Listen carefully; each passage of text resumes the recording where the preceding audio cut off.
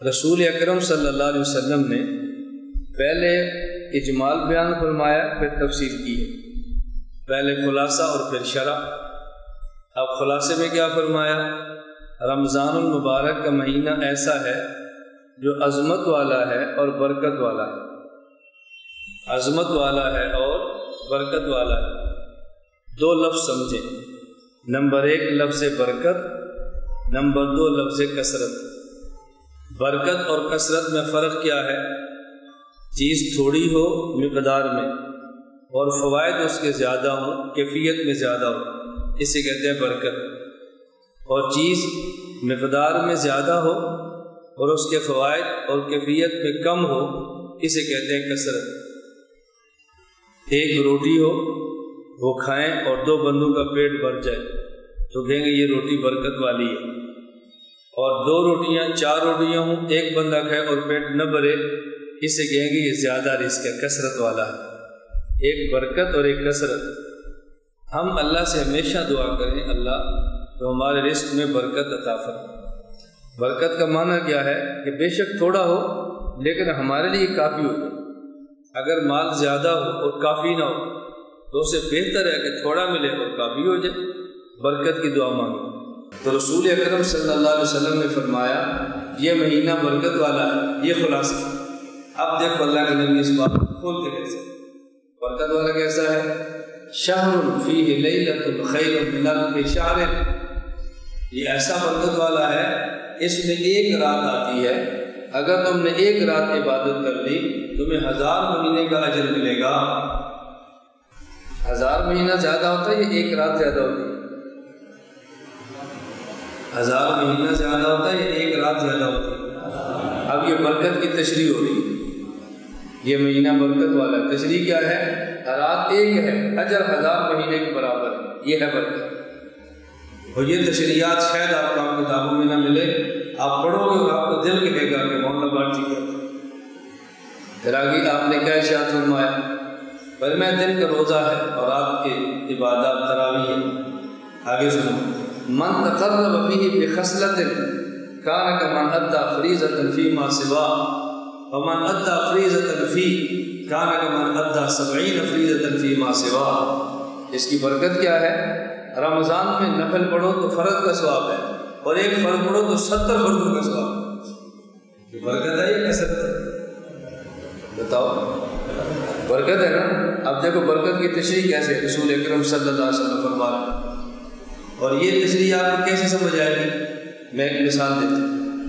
اگر کوئی شخص ایک فرض نماز کو چھوڑ دے، اس فرض نماز کی جگہ پہ 1,00,000 نفل پڑھے تو 1,00,000 نفل ایک فرض نماز کا مقابلہ نہیں کر سکتے۔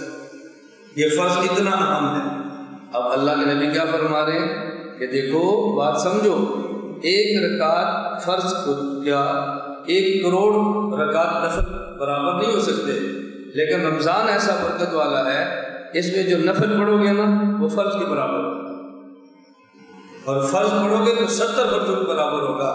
یہ 9 فرض کے برابر کیا ہے یہ تب سمجھ آتا ہے جب آپ یہ ذہن بنا لیں کہ اگر 1 رمضان کا فرض روزہ چھوڑ دیا جائے، 1 کروڑ روزے نفل کے رکھ دیے جائیں، 1 کروڑ نفلوں سے 1 رمضان کا جو فرض روزہ ہے اس کا بدلہ نہیں ہو سکتا۔ فرض کتنا اہم ہے، اور اس مہینے میں برکت کیا ہے؟ نفل پہ اللہ فرض کے اجر عطا فرماتے ہیں، اور 1 فرض پہ 70 فرضوں کے اجر عطا فرماتے ہیں۔ کیسے کھولا جا رہا ہے؟ فرمایا شہر فیہ یزاد فی رزق المومن، یہ ایک ایسا مہینہ ہے کہ جس میں مومن کے رزق کو بڑھا دیا جاتا ہے۔ اب برکتیں سمجھائی جا رہی ہیں۔ رسول اکرم صلی اللہ علیہ وسلم فرمایا برکت کیا ہے؟ فرمایا جو شخص من فطر صائما، روزے دار کا روزہ افطار کراتا ہے، اللہ کیا دیں گے؟ گناہ سارے معاف اور جنت سے چھٹکارا۔ اور کتنا کھلانے پر؟ اللہ تمرت، 1 کھجور، شربت ماء، پانی کا گھونٹ۔ اللہ کے نبی سمجھا رہے ہیں۔ اب بتاؤ برکت کتنی ہے کہ 1 گھونٹ پانی ملاؤ سارے گناہ معاف اور جہنم سے آزاد۔ 1 گھونٹ پانی اتنی اللہ کے نبی برکت سمجھا رہے ہیں، اس مہینے کی برکت اتنی ہے۔ اور یہاں ایک بات سمجھیں، اس حدیث پاک میں رسول اکرم صلی اللہ علیہ وسلم نے افطاری کا ذکر فرمایا ہے، سحری کا ذکر نہیں فرمایا۔ حالانکہ اجر تو سحری کھلانے پر بھی ملتا ہے، افطاری پر بھی ملتا ہے۔ آپ افطاری کا اجر بتا رہے ہیں، سحری کا اجر نہیں بتا رہے۔ اس کی وجہ یہ ہے کہ روزے دار کو جتنی طلب افطاری کی ہوتی ہے اتنی سحری کی نہیں ہوتی۔ آدمی بغیر کھائے روزہ تو رکھ لیتا ہے، لیکن بغیر کھائے ایک گھونٹ پانی پر افطاری مشکل ہو جاتی ہے۔ تو جس چیز کی طلب تھی نا اس کی فضیلت بتائیے، تو جس کی طلب تھی یا کم تھی یا نہیں تھی اس کی فضیلت آپ نے بیان بھی فرمائی۔ رمضان میں آپ کراچی میں رمضان گزارتے ہو تو آپ کیا کراچی میں سحری میں رش ہوتا ہے یا افطاری میں رش ہوتا ہے؟ جی بتایا کرو نا، افطاری بھی ہوتا ہے۔ آپ کے ہاں مسجد میں لوگ سحریاں کراتے ہیں، افطاریاں کراتے ہیں۔ دیکھ امت کا مزاج پیغمبر سے زیادہ کون سمجھ سکتا ہے صلی اللہ علیہ وسلم۔ اور آخر میں فرمایا من اشبع صائما،